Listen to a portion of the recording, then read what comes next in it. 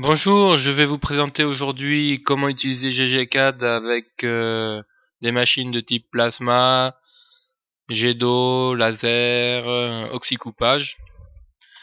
Je vais commencer par me créer mon outil que je vais appeler plasma, facile à retenir. À droite, dans le type, je vais sélectionner torche. Le numéro d'outil, s'il est à 0, il ne sera pas utilisé. Vitesse d'avance, pour moi, ce sera 2000 mm par minute ou 2 mètres minute. Vitesse de plongée 0, ça veut dire que c'est la même que la vitesse d'avance. Diamètre 1 mm, le diamètre du faisceau de mon plasma. Dans le groupe les propriétés, je vais sélectionner l'outil que l'on vient de créer, plasma. Et ma torche se déplacera à 2 mm au-dessus de la tôle. On va maintenant faire un dessin. J'ai pris l'outil rectangle. Voilà, je vais passer par les scripts pour faire un congé à chaque coin. Ici, un congé de 20 mm. On va par exemple faire un cercle. Ok. Je vais me noter le centre. Et par les scripts, je vais faire une étoile.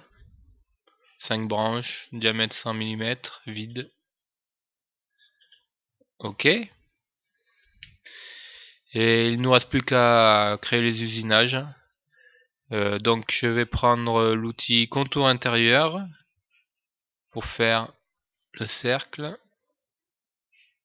et l'étoile en même temps. Voilà. Et l'outil contour extérieur pour faire l'extérieur. Voilà.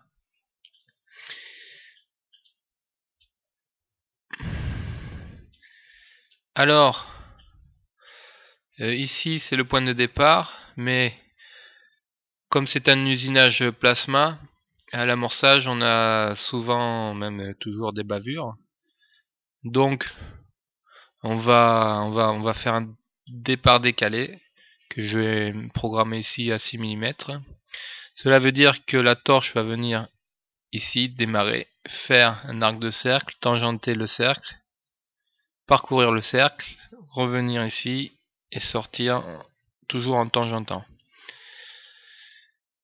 On peut modifier l'écart, 5 mm par exemple, voilà, donc il y aura 5 mm par rapport au point d'entrée, au milieu.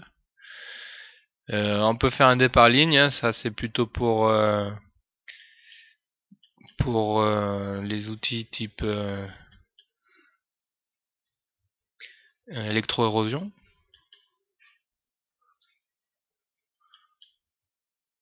Je vais remettre départ arc de cercle. Donc c'est pareil pour le cercle, pour l'étoile.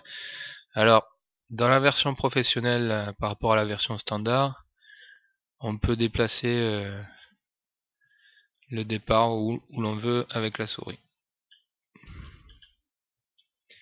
Je vais faire pareil avec le contour extérieur. Je vais le mettre dans un coin. Et voilà, il ne nous reste plus qu'à s'occuper du post-processeur. Alors, celui qui est sélectionné, c'est plasma générique. Configuration. On peut ajouter les numéros de ligne. On peut créer le texte condensé ou pas. Condensé, ça permet de diminuer la taille du texte envoyé à la commande numérique. Modifier le nombre de décimales maximum. Commande d'amorçage, commande d'arrêt, on peut les modifier. Temporisation, ici pour moi c'est 3 secondes. C'est le temps que va mettre la torche à amorcer. Donc elle va descendre en position amorçage. on va amorcer et on va attendre 3 secondes. Le mode hauteur permet de positionner la torche à la hauteur que l'on souhaite juste avant d'amorcer, pour amorcer. Et une fois que l'amorçage sera effectué, après cette temporisation, elle va revenir à la hauteur d'usinage souhaitée. Je crois qu'on avait mis 2 mm dans le groupe. Ok, IJK relatif ou absolu, suivant le fonctionnement ou la configuration de votre machine. Ok, générer, et voilà. Donc affichage normal, hein, on a des espaces, c'est lisible. Affichage condensé, comme ça vous verrez la différence. Tout est collé. Il nous reste plus qu'à simuler. On va lancer le simulateur. Dans le simulateur, alors je vais lancer une fois, je vais mettre pause. Voilà, donc une différence entre la version professionnelle et la version standard, c'est qu'en version standard, on n'a que le tracé du déplacement. En version professionnelle, on peut afficher la pièce qui est usinée. On peut modifier la texture. Donc ici c'est bois. Bon, je trouverais plus sympa de mettre une tôle. Voilà. Vous pouvez rajouter vos textures. Vous avez un bouton ouvrir le dossier. Vous avez des répertoires. Vous pouvez vous créer d'autres répertoires. Ajouter des fichiers images. C'est tout simple. Ok. À droite, on a un curseur pour modifier la vitesse. À gauche, on peut changer la dimension du brut. On peut décaler par rapport au 0 le brut.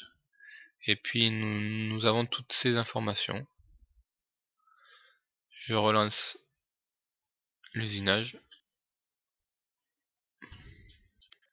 Donc on peut, sur les fur et à mesure,